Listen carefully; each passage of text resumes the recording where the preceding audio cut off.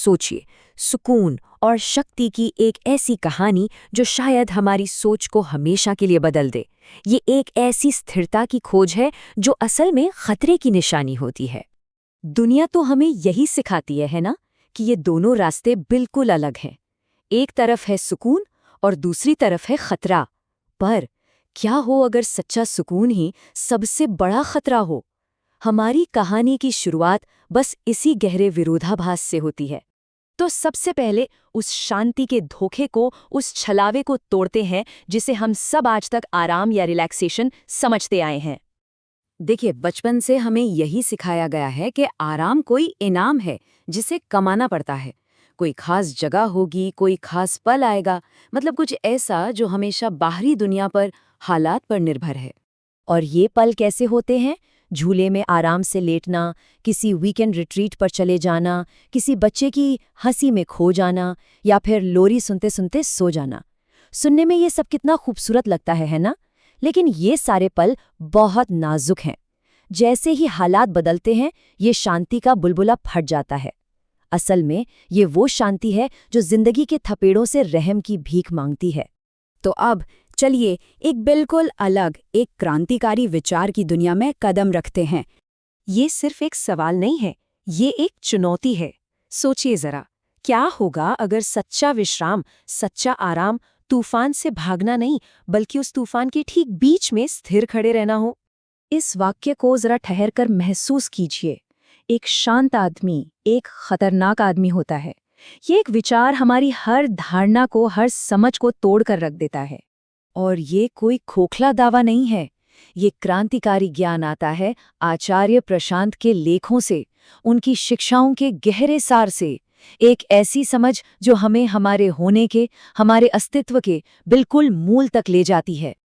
तो फिर क्या है इस शक्तिशाली, इस भीतरी आराम का असली मतलब? चलिए इस राज से पर्दा उठाते हैं। जरा कल्पना कीजिए एक ऐसे आराम की जो तब भी बना रहता है जब पसीना बह रहा हो, जब दौड़ लगाई जा रही हो, यहाँ तक कि जब खून बह रहा हो।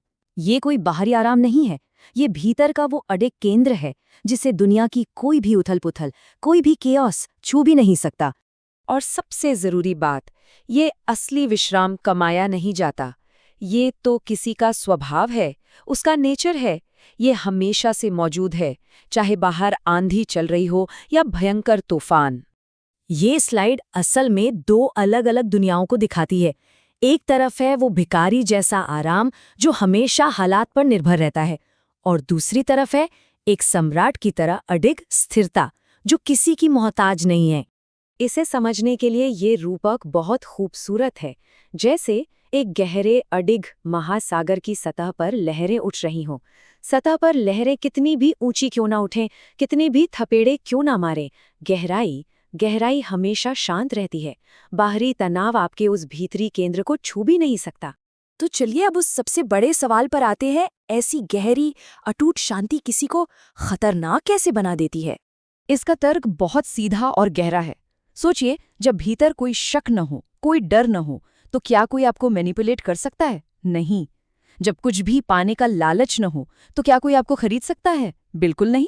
और नतीजा, ऐसा इंसान अछूत हो जाता है, अनटचेबल, उसे छुआ नहीं जा सकता। यहाँ खतरनाक का मतलब किसी तरह की हिंसा से नहीं है। यह खतरा उन ताकतों के लिए है, उन व्यवस्थाओं के लिए है जो लोगों के डर, लालच और असुरक्षा पर पलती हैं, उन पर राज करती हैं। एक सच में आज़ाद इंसान उनके पूरे खेल को ही बिगाड़ देता है। और अब हम इस शक्ति के शिखर पर पहुंचते हैं।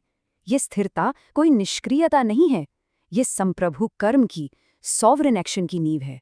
ये एक बहुत बड़ी गलतफहमी हो सकती है कि ऐसा इंसान दुनिया से कट जाएगा, उदासीन हो जाएगा, लेकिन सच तो ये है कि असली कर्म की, सही एक्शन की शुरुआत ही यहीं से होती है। यही है असली आज़ादी, जब कर्म मजबूरी से नहीं बल्कि चुनाव से पैदा होता है। जब कोई दुनिया की चुनौतियों का सामना इसलिए करता है क्योंकि वो कर सकता है, इसलिए नहीं कि उसे करना पड़ता है। देखिए, ये जो कुछ मिनटों का विश्लेषण है ना, ये उस गहरी समझ के महासागर की बस एक बूंद जैसा है। इस ज्ञान की असली गहराई को छूने के लिए इसके स्रोत में, इसकी जड़ में उतरना ही होगा। और वो स्रोत क्या है? आचार्य प्रशांत की किताबें, जैसे ट्रूथ विदाउट अपॉलजी। ये सिर्फ पढ़ने के लिए ग्रंथ नहीं है, ये जीने का एक तरीका दिखाते हैं। ये वो ज्ञान है जिसे सिर्फ समझा नहीं जाता, इसे अनुभव किया जाता है। और हम आज की बात इसी एक गहरे विचार उत्तेजक सवाल के साथ खत्म करते हैं। अगर सारे बंधन, सारे डर, सारी मजबूरियां सच में खत्म हो जाएं, तो जीवन में कौन सी लड़ाई चुनना सार्थक होगा?